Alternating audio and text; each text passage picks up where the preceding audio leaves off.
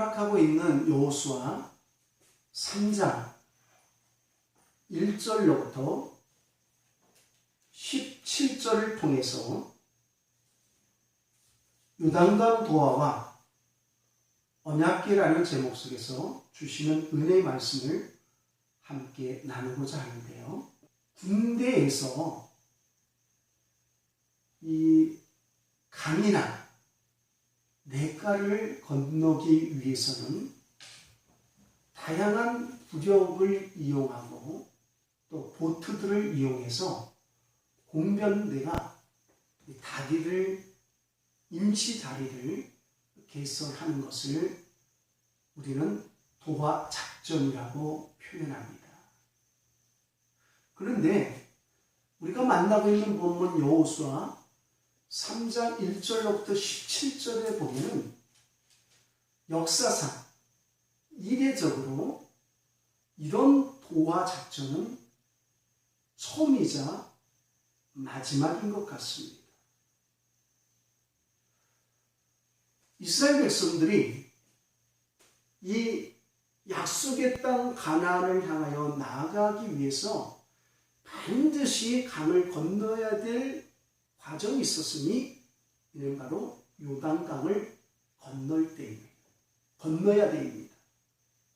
그런데 당시 이스라엘 백성들이 이 여리고 성을 향하여 나아갈 때 요단강을 건널 시기는 바로 보리나 밀을 추수할 시기, 즉 4월이나 5월경을 이야기합니다. 이 봄 때는 이 팔레스타인 지역의 기후는 우기입니다.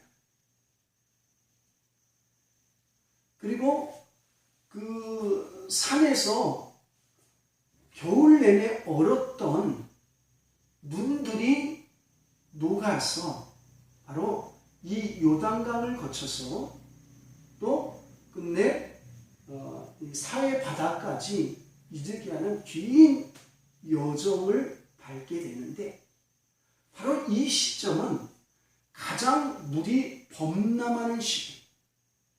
오히려 그 뚝방이 그 흐르는 물과 내리는 비로 인하여서 뚝방에서 넘쳐나는 그러한 시기에 바로 이 요단강을 건너게 됩니다.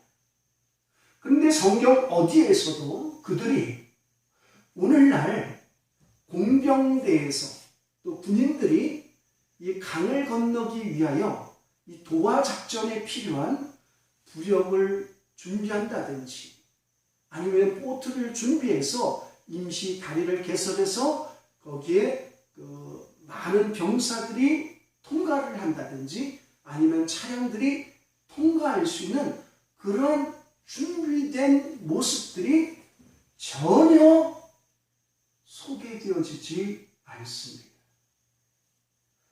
오늘 만나고 있는 본문 여호수아 3장에서도 요단강 도하 작전이 전개되어지지만 이어지는 여호수아 4장에서도 이 요단강 도하 작전이 설명되어지고 있습니다.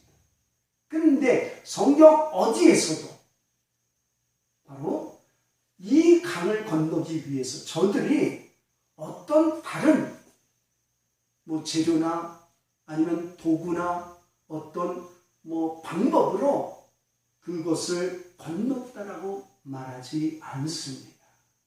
오직 성경이 설명해 주는 대로 바로 하나님의 명령에 따라 레위 지파 제사장들이 법궤 곧 언약궤를 어깨에 메고 그들이 일렁이는 요단 강물을 내디딜 때에 놀라운 기적이 일어나느니 곧 요단 강물이 멈춰버리고 바로 누구든지 이 이스라엘 백성들 20만 가운데서는 어린아이들도 있고 유부녀들도 있고 또 병자들도 있고 또 남녀노소가 거기 함께 있는데 평탄하게 마른 땅 위를 걷게 되는 기적이 일어나게 됩니다. 자, 그런 배경 속에서 우리는 이제 여호수아 3장 1절 말씀 함께 읽어보십시다. 시작. 또 여호수아가 아침에 일찍이 일어나서 그와 모든 이스라엘 자손들과 더불어 시딤에서 떠나 요단에 이르러 건너가기 전에 거기서 유숙하니라. 이어집니다. 사흘 후에 관리들이 진중으로 두루 다니며 백성에게 명령하여 이르되 너희는 내 이스라엘 제사장들이 너희 하나님 여호와의 언약궤 매는 것을 보거든 너희가 있는 곳을 떠나 그 뒤를 따르라. 아멘. 여러분, 시딤에 있던 이스라엘 백성들은 여호수아의 인도에 따라 요단 강 가에 이르게 됩니다. 그러면서 요단강 가에서 유숙하다가 사흘 후에 관리들이 진중으로 두루 다니면서 백성에게 여호수아의 명령에 따라 명령합니다. 어떤 명령입니까? 3절에 너희는 내 이스라엘 제사장들이 너희 하나님 여호와의 언약궤 매는 것을 보거든 너희가 있는 곳을 떠나 그 뒤를 따르라는 명령. 땅을 건널 수 있는 비결은 하나님 여호와의 언약궤를 바라봐야 됩니다. 그리고 이를 뒤따라야 됩니다. 아멘. 그러면은 어떤 결과가 있느냐? 요단강이 흐르던 요단강, 범람하던 요단강이 멈추게 되고 그들이 그 요단강을 건널 수가 있게 되는 것이죠. 여러분, 여기서 하나님 여호와의 언약궤가 무엇입니까? 하나님의 언약궤는 이미 모세 오경에서 설명되어지는 것처럼 언약궤는 증거궤라고 표현되어지기도 하지요. 또 하나님의 궤라고 사무엘상 3장 3절은 그렇게 언약궤를 표현하고 있지. 또 출애굽기 25장 16절과 21절 말씀에 보면은 하나님의 율법과 사무엘상 6장 19절에 보면 하나님의 거룩하심을 상징한다라고 표현해주고 있습니다. 여러분, 그 하나님의 언약궤는 무엇이 들어있을까요? 민수기 17장 10절 말씀에 보면 아론의 쌍난 지팡이가 있고 출애굽기 16장 33절 34절의 내용처럼 만나를 담은 항아리가 담겨있고 또 신명기 10장 4절 말씀에 보면 바로 두 돌판 곧 두 번째 하나님께서 허락하신 십계명이 담겨 있습니다. 여러분, 그래서 하나님의 언약궤는 하나님의 임재를 상징하고 하나님의 인도하심을 상징해 주는 것이 바로 하나님의 언약궤이지요. 그런데 이 여호수아서를 지나서 보면은 이 하나님의 언약궤 위에 보면은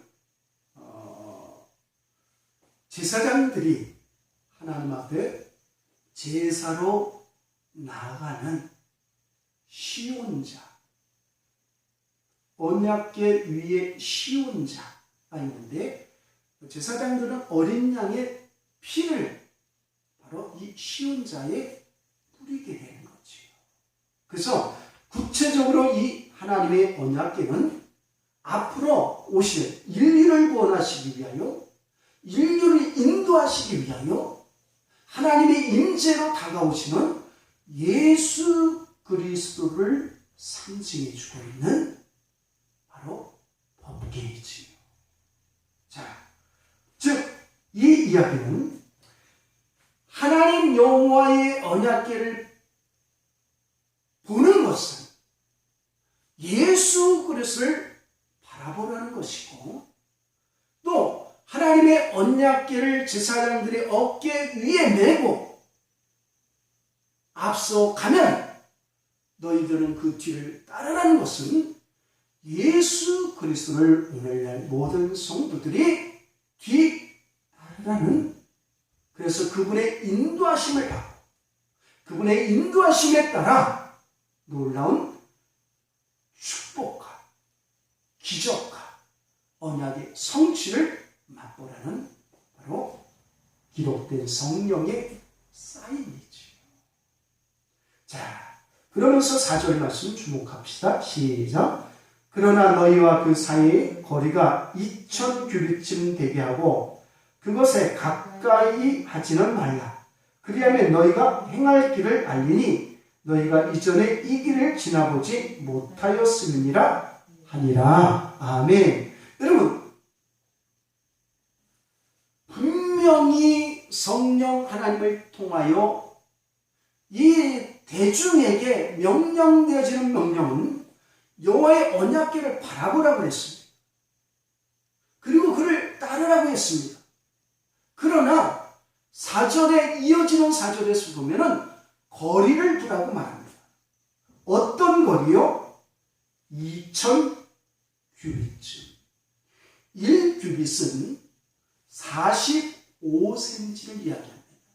그래서 성인들의 이 중지 손가락 끝으로부터 이 팔꿈치까지 이 길이 곧 45cm가 2000회가 되어지니 계산해 보면 약 910 몇 미터 정도 나옵니다. 그래서 신학자들은 이를 대충 1km라고 표현합니다. 자, 1km쯤 거리를 두고 그것을 바라보면서 그것을 따라가라는 것입니다.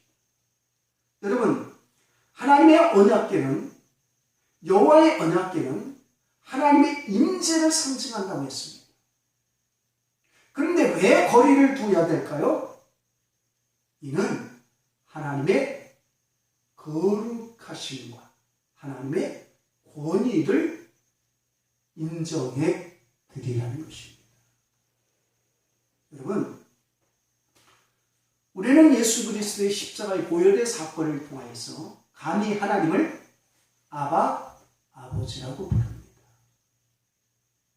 그런데 아바, 아버지와 성도들의 관계, 아바, 아버지와 그 백성들의 관계는 하나님의 권위를 인정해 드리는 관계로 나가야 됩니다. 우리가 너무 가볍게 하나님 아버지 하다 보니 그분의 권위가 무너져서는 안 되는 것입니다. 그래서 오늘날 이 시대에 많은 권위가 무너졌습니다. 자녀들이 부모를 바라보는 권위주의가 되어서는 안 되지만 부모의 권위를 인정해 드려야 됩니다. 요새 교권이 무너졌습니다. 그래서 아이들이 교사 말씀들을 제대로 들으려 하지 않습니다. 여러분, 인권이라는 미명 속에서 교권이 무너지면 안 됩니다. 스승들에게는 권위가 있어야 되고 스승들에게는 스승들의 권위를 인정해주는 그 학업이, 교육계가 살아있는 교육계입니다. 여러분, 오늘날 정치적인 권위가, 정치 지도자들에 대한 권위가 땅에 떨어졌습니다. 예. 전에는 정치인들이 국민을 걱정하지만 오늘날 국민들이 정치인들을 걱정하는 작금의 세태에 우리가 맛보게 되는데요. 여러분, 이 권위가 무너진다는 것은 질서가 무너지는 것입니다. 하나님은 질서의 하나님이십니다. 그래서 그 권위를 인정하라는 뜻 속에서 이 거리를 두는데, 이 여호와의 임재를 상징하는 이 여호와의 언약궤와의 거리를 둔다는 것은 어디서나 그 법궤를 바라볼 수 있는 그런 위치적인 자리가 바로 2000규빗의 자리라고 표현될 수가 있는 것이죠. 5절 말씀 시작. 여호수아가 또 백성에게 이르되 너희는 자신을 성결하게 하라. 여호와께서 내일 너희 가운데 기이한 일들을 행하시리라. 이 기이한 일들이 무엇입니까? 요단강이 말라지는 일입니다. 요단강을 저희들이 마른 땅처럼 건너가는 일입니다. 그런데 이 기적을 맛보기 위해서는 하나님이 요청합니다. 무엇이요? 성결하라는 것입니다. 오늘날 우리는 하나님 앞에 기도합니다. 다양한 기도의 제목을 아립니다. 하나님께서 그 기도의 제목에 따라 응답해 주시길 원합니다. 우리의 기도의 제목을 하나님 앞에 올려드릴 때에 하나님이 기적을 베풀어 주시길 원하십니다. 그러나 그 기적 앞에 하나님은 우리에게 요구하십니다. 그 기도의 응답 앞에 하나님은 우리에게 요구하시면 너희가 성결하라는 것입니다. 아멘. 아멘.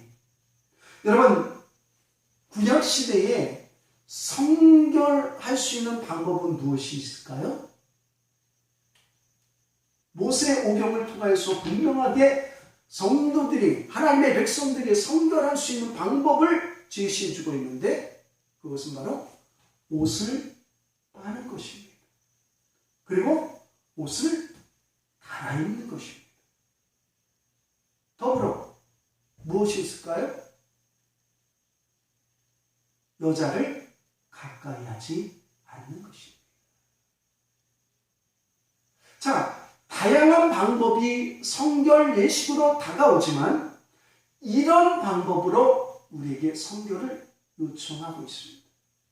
영적으로는 바로 회개를 의미해 주고 있는 것이죠.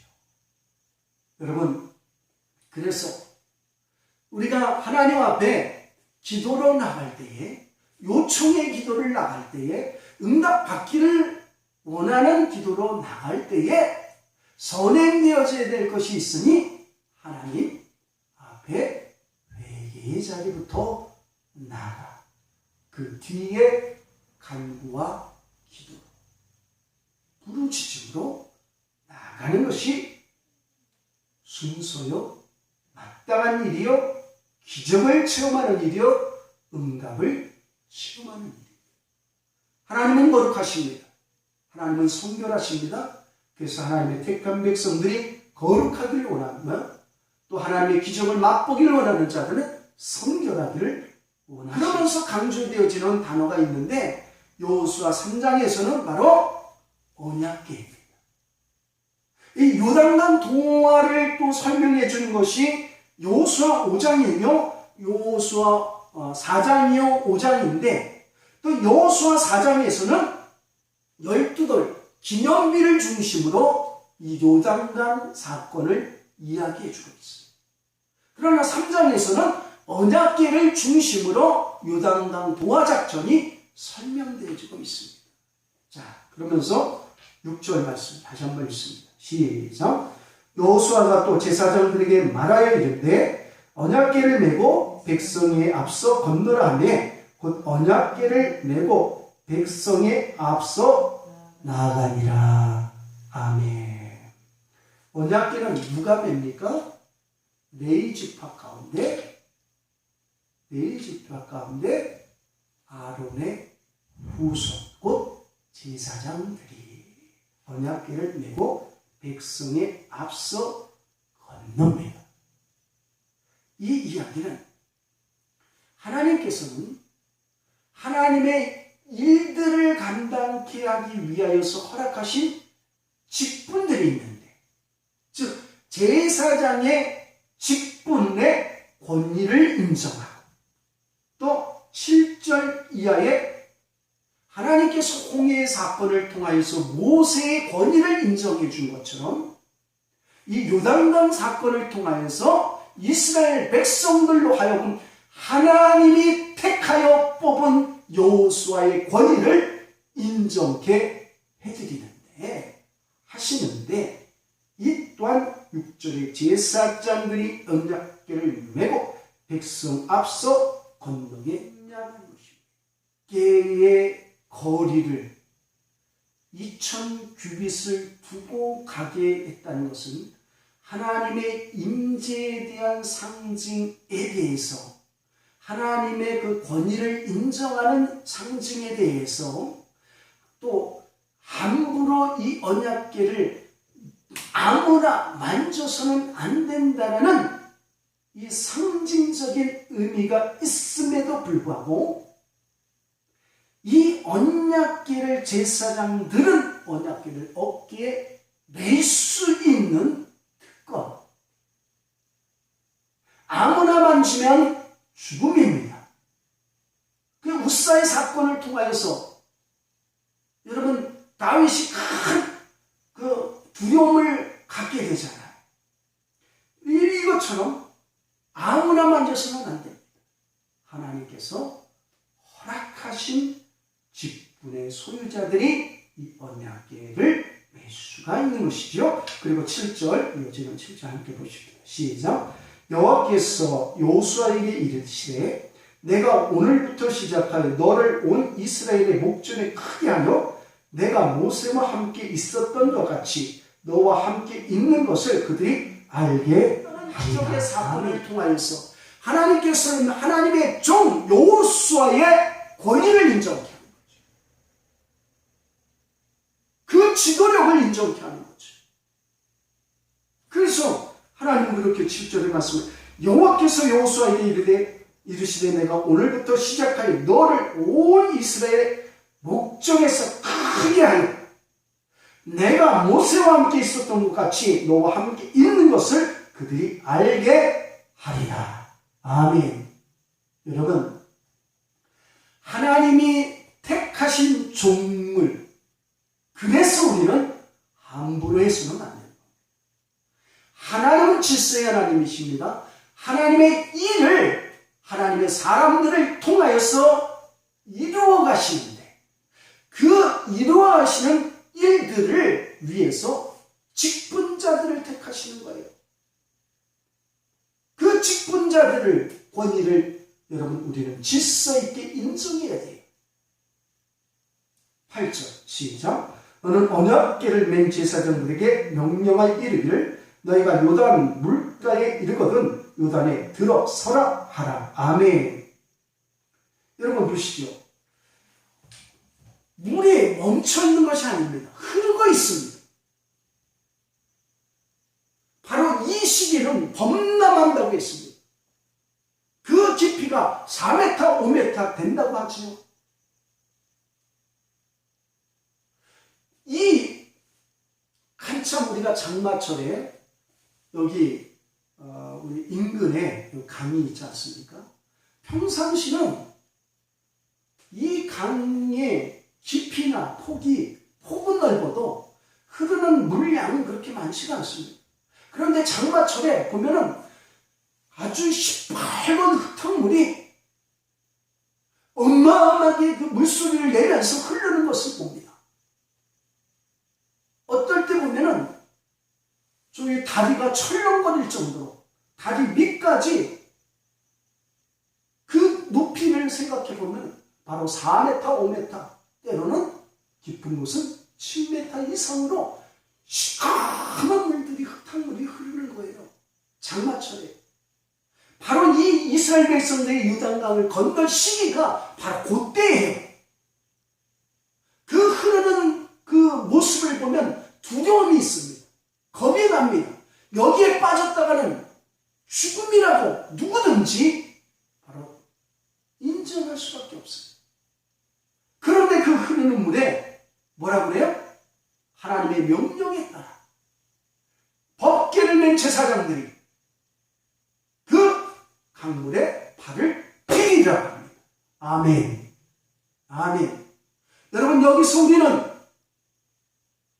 이 요단강 동화와 언약궤 사건을 통하여서 언약궤를 바라보면서 언약궤를 쫓아가는 이들에게 요청되는 기적을 체험할 수 있는 방법은 순종이라는 사실을 깨닫게 됩니다. 아멘. 예수 그리스도는 우리를 향하여서 인류를 구원하시기 위하여 오셨습니다. 우리는 주를 바라보아야 될 존재들입니다. 주를 바라보며 나아가야 될 존재입니다. 그런데 그 언약궤에는 뭐가 있다고요? 언약의 상징인 말씀인 두 돌판이 있습니다. 그 다음에 아론의 쌍난 지팡이, 즉 하나님께서 세우신 종들을 인정하는, 권위를 인정하는 그 쌍난 지팡이가 들어있습니다. 세 번째, 날마다 공급을 담은 항아리. 여기서 우리는 바로 말씀의 주체가 되시는 예수를 바라보며 말씀을 날마다 상고해야 되며 말씀을 전하는 주의 종들의 권위를 인정하며 그리고 그 말씀을 쫓아 따라가야 된다는 사실입니다. 그런데 이 따르는 것이 요청되어진 것이 있으니 바로 요단강의 기적을 체험하려면 하나님께서 하나님의 택한 백성들에게 주신 기도의 응답을 체험하려면 하나님께서 하나님의 백성들에게 주신 언약을 열매를 따먹으려면 필요한 것이 있으니 바로 순종이라는 것이죠. 아멘. 순종이라는 것입니다. 그래서 언약궤는 요단강 동화에 있어서 언약궤는 우리에게 순종을 요청하고 있다는 것을 여러분 깨닫게 되는 대목이지요. 9절 시작. 여호수아가 이스라엘 자손에게 이르되 이리 와서 너희 하나님 여호와의 말씀을 들으라 하고 10절 또 말하되 살아계신 하나님이 너희 가운데 계시사 가나안 족속과 헷 족속과 히 족속과 브리스 족속과 이브가스 족속과 아모리 족속과 여부스 족속들을 너희 앞에서 반드시 쫓아내실 줄을 이것으로써 너희가 알리라. 아멘. 여기서 하나님을 드러내듯 어떤 하나님을 드러내십니까? 살아계신 하나님을 드러내십니다. 아멘. 하나님은 살아계십니다. 하나님은 살아계신 하나님. 그런데 왜 여기 가나안의 7 족속들을 이야기하면서 하나님의 살아계신 하나님을 이렇게 강조하고 있을까요? 왜 살아계신 하나님을 드러내고 있을까요? 이는 앞으로 이스라엘 백성들이 그 점령해야 될 그 땅들은 바로 죽은 신들이 머무는 땅들이라는 것입니다. 대조적인 면이지. 가나안의 7 족속들, 사실 가나안 땅은 대표적인 7 족속으로 표현되지만 그 이상의 족속들이 많이 있지요. 그런데 그들이 섬겼던 모든 신들은 죽은 신입니다. 그러나 이스라엘 백성들을 언약의 근거에 의해서 출애굽시켰고 이 요단강을 건너게 하시고 그 땅을 정복케 하시는 하나님은 살아계신 하나님이심을 드러내고 계십니다. 살아계신 하나님이 말씀하신 말씀은 살아있는 말씀입니다. 우리가 바라봐야 될 이 요단강 동화에서 바라봐야 될 언약궤는 바로 살아계신 하나님을 바라보는 것입니다. 우리가 바라봐야 될 신약시대의 그 언약궤 곧 예수 그리스도는 살아계신 하나님이십니다. 살아계신 하나님이 말씀하십니다. 그 말씀에 순종하면 요단강의 기적은 일어나는 것입니다. 그분을 바라보면 그분을 쫓아가면 요단강의 기적이 일어나는 것입니다. 여러분 그러면서 11절 말씀 시작. 보라 온 땅의 주의 언약궤가 너희 앞에서 요단을 건너가나니. 아멘.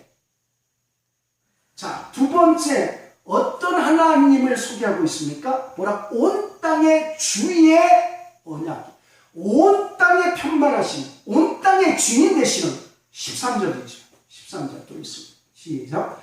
온 땅의 주 여호와의 궤를 맨 제사장들의 발바닥이 요단물을 밟고 멈추면 요단물 곧 위에서부터 흘러내리던 물이 끊어지고 한 곳에 쌓여 서리라. 아멘. 그렇습니다. 살아계신 하나님은 온 땅의 주인이십니다. 이 이야기는 온 땅을 다스리시는 하나님이시라는 겁니다. 그래서 우리가 언약궤를 바라보는 거예요. 언약궤는 살아계신 하나님을 상징합니다. 언약궤는 살아계신 예수님을 상징합니다. 살아계신 예수님을 바라보는 것은 온 땅을 다스리시는 주 여호와를 바라보는 것입니다.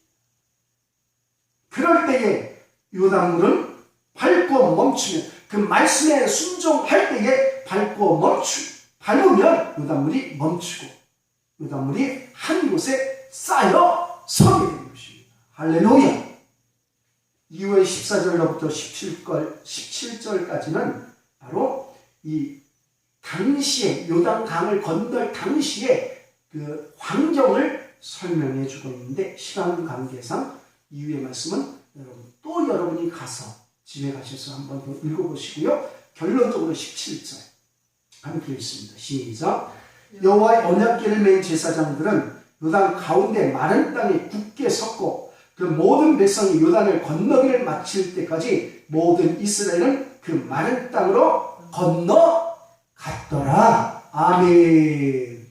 여러분, 요단 강물이 마르기 전에 일렁이던 그 강물에 첫 발을 내디뎠던 것은 법궤를 맨 제사장들입니다. 그들이 요단강 중심 한가운데에 서서 이제 선두에 서라고, 여호수아 2장에서 선두에 서라는 명령에 따라 르벤과 갓지파와 므낫세 반지파가 이제 선두에 서서 요단강을 건너갑니다. 그리고 그 뒤에 나머지 그 지파들이 다 이렇게 건너게 되는데, 이때에 처음에 앞서 갔던 그 법궤를 맨, 언약궤를 맨 이 제사장들이 요단강 중심에 서 있을 때, 그 뒤에 이 두 지파 반이 앞서 건너가게 되고 나머지 모든 지파들이 건너가게 되는데, 맨 마지막에 이 모든 이스라엘 백성들이 이 요단강을 다 건넌 뒤에 그 중심에 섰던 제사장들은, 법궤를 맨 제사장들은 그때 최종 마무리로 건너게 된 거죠. 이 이야기는 모든 일의 중심은 말씀에 기초해야 된다는 것이죠. 하나님의 기초해야 된다는 것이죠.